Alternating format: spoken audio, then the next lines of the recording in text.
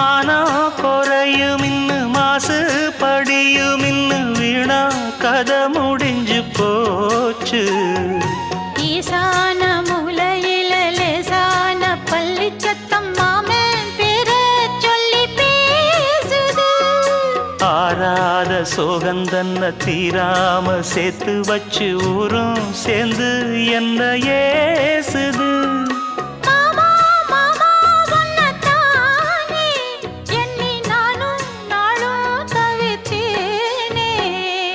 கூண்டுக்குள்ள என்ன வச்சு கூடி நின்ன ஊற விட்டு கூண்டுக்குள்ள போனதென்ன கோலக்கிளியே.